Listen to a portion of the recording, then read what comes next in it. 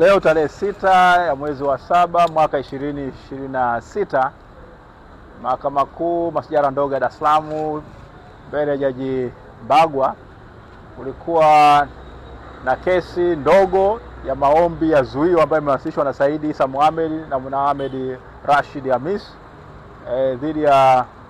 bodi ya wadhamini wa Chama cha Demokrasia na Maendeleo na katibu mkuu wa Chama cha Demokrasia na Maendeleo. Walikuwa wanaomba zuio kwamba Chadema ikatazwe kama kutumia mali zake, alafu vile vile katibu mkuu na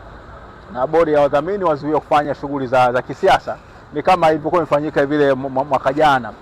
Sasa kwa upande wetu tuliwasilisha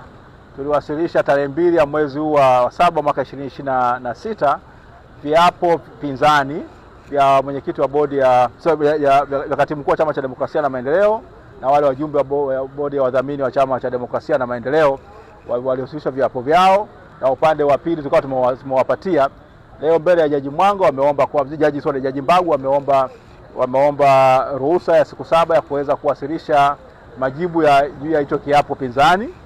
ambayo mahakama imewakubalia kwamba itakuwa wamepewa siku 7, watatakiwa kuwasilisha majibu yao tarehe 13 ya mwezi wa 7 mwaka 2026.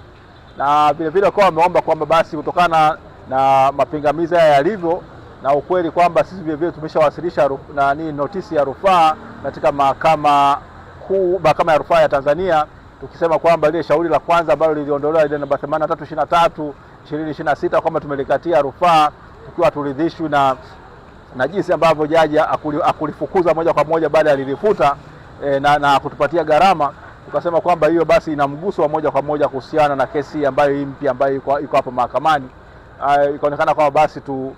hivyo ya mapingamizi hayo ambayo tumeyaweka basi yasikilizwe kwa njia ya maandishi.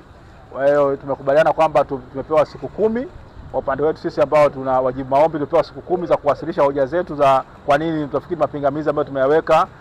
yana msingi, na wao wamesema tukiwapatia ndani ya muda wataweza kutujibu ndani ya siku 7, na sisi tukasema kwamba tunaomba vile vile tupate haki ya kuweza kuyajibu hayo majibu yao. Kwa hiyo mwisho wa siku mahakama imeamua mambo yafuatayo. Maombi yetu ya kuwasilisha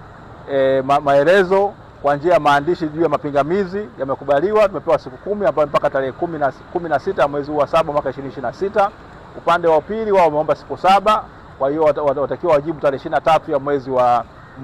7 2026, na sisi vile tumepewa siku 7 nyingine za kuweza kujibu kwamba majibu yetu juu ya yale maelezo yao ambayo itakuwa tarehe 30 ya mwezi wa 7 mwaka 26. Sasa